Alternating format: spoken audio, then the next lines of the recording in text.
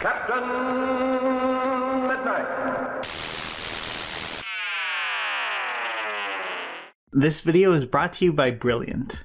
So I've hesitated to make a video about the Fantastic Four for a while now, for the simple reason that I really enjoyed Patrick H. Williams' video from last year about them. He makes a lot of thoughtful points, ones that I mostly agree with, so I didn't just want to repeat them here. But with the possibility of the Fantastic Four joining the MCU inching closer and closer to reality, I decided to tackle Marvel's first family from a different angle. How could they fit within the framework already created by a decade of Marvel Studios films? Now, whether this boring boardroom drama shakes out in Disney's favor or not, how these characters would fit into the MCU is still a really interesting thing to think about. So in this video, I wanted to go over a few ideas for how to make that work, and finally give the Fantastic Four the great movie they've been denied over and over and over again. That's why your power didn't work, and it's why you're a prisoner of the police now. Take him away, men. A wooden gun.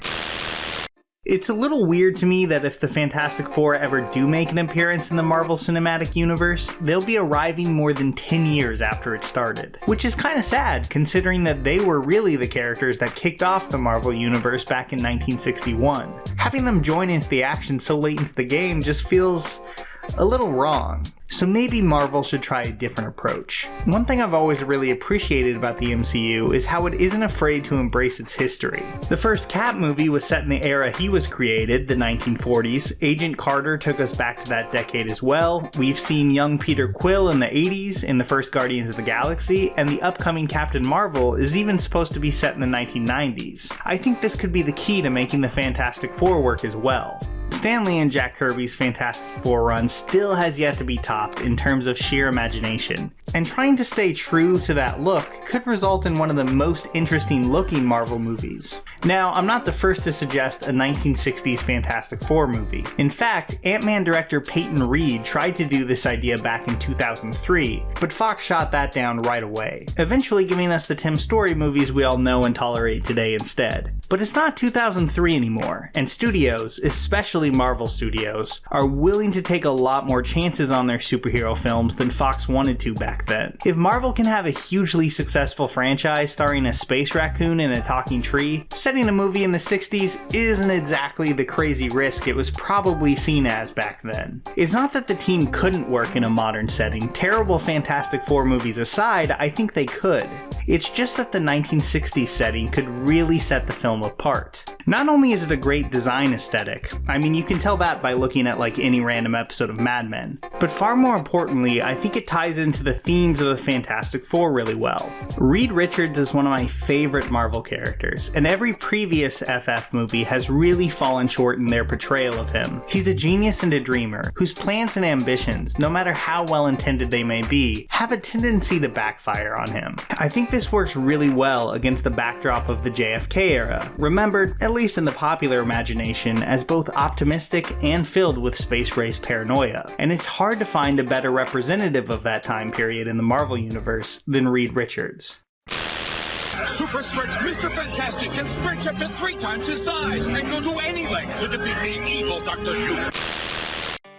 Another aspect of the Fantastic Four that I'd really love to see the MCU take advantage of is their deep bench of villains. Don't get me wrong, Dr. Doom is one of the best Marvel villains ever conceived and should absolutely come to the MCU at some point. But starting with someone completely different would help set this new film apart from the franchise's poorly received past. There's plenty of options, but for my money, there's probably no one I'd like to see more than Molecule Man. Owen Reese's powers would look incredible on screen if done correctly, but probably even more importantly, he's just a great character, constantly torn between his best and worst impulses. There's so many opportunities to do great stuff with other members of the team too. I'd love to see Marvel do with the Torch what they did with Spider-Man. Find a new cinematic take on the character that stays true to what people respond to about him, but feels fresh in a way that the previous version didn't. Don't get me wrong, Michael B. Jordan wasn't awful in the 2015 film, but the script lacked an interesting take on that character. It would be great to see a Johnny Storm that goes beyond that, and Chris Evans' more cartoony take, and humanizes him a bit more. I'd love to see them find a relatively unknown young actor like they did with Tom Holland and do the Human Torch right,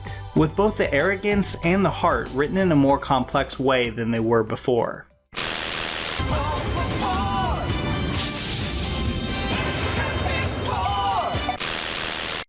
The Thing, well, I'm actually gonna stick up for Michael Chiklis's version here. Dodgy costume aside, I think he did a pretty good job with the role, but MCU movies just have a much stronger record with actually, being funny than the old Fox movies. So I'm really excited about what they could do with him there. On a deeper level though, I'd love to see Marvel explore something that previous adaptations couldn't touch. Ben Grimm's great backstory. One of the most interesting things about the character, I think, is just how much of Jack Kirby there is in him.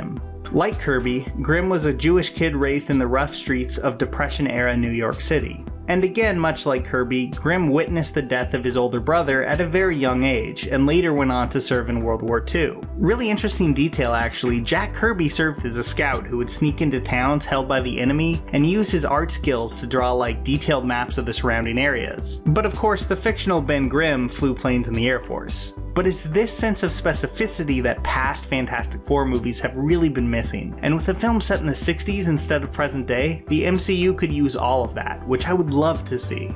One of the things that Captain America: The First Avenger did so well was make you really invested in both Steve's problems and his idealistic outlook, long before they put him in a costume. And I'd love to see the Fantastic Four team given that level of depth as well. The Thing's eternal struggle, looking like a monster while still being a man, is a reliable source of drama for sure, but with that more detailed backstory, it could be more complex. But Sue Storm and Reed Richards have a very interesting problem. Despite being the heart of the team, they can both be made extremely bland without the right script. There's been a lot of rumors about real-life couple Emily Blunt and John Krasinski taking over the roles, with Krasinski possibly directing, and that sounds like it could be good. It's great that they've already proved to have on-screen chemistry in The Quiet Place, because the audience buying their connection is so important to making those characters work, and it's something that earlier Fantastic Four movies were never able to manage. I think your new sunglasses look just lovely on you, Ben. Here, hold still while I tape them to you.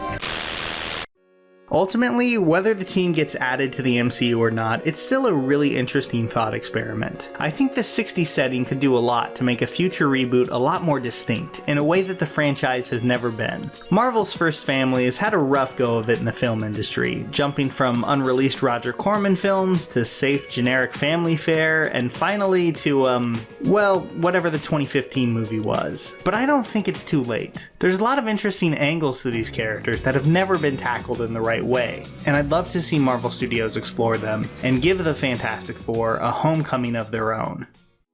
One thing I've always found interesting about Marvel is just how many of their characters, from Tony Stark to Bruce Banner to, of course, Reed Richards, have been highly scientific and analytical thinkers. Now, okay, you've probably never flown through a bunch of cosmic radiation in space, but if you're a Marvel fan, chances are good that you share a lot of those interests. I mean, there's really nothing better than the satisfaction of solving a problem with just your own critical thinking skills. And that's a big part of why I enjoy Brilliant.org so much. Brilliant is a site completely dedicated to creating really engaging problems for you to solve, from gravitational physics to probability, astronomy, and a ton more. But this isn't some boring math class where you're given a formula to memorize and repeat over and over again. Brilliant is actually all about giving you a deeper understanding of the core concepts of its topics. It gives you the tools to learn, but it doesn't trap you in cycles of endless repetition, which made it a lot more interesting and honestly a lot more fun than any site like this I've used before.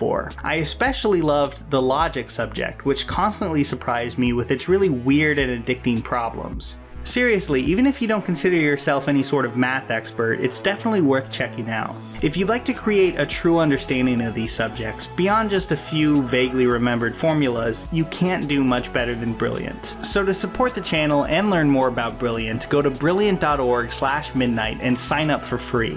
Not only that, but the first 200 people to go to that link will get 20% off the annual premium subscription. You can find the link in the video description or pinned comment below.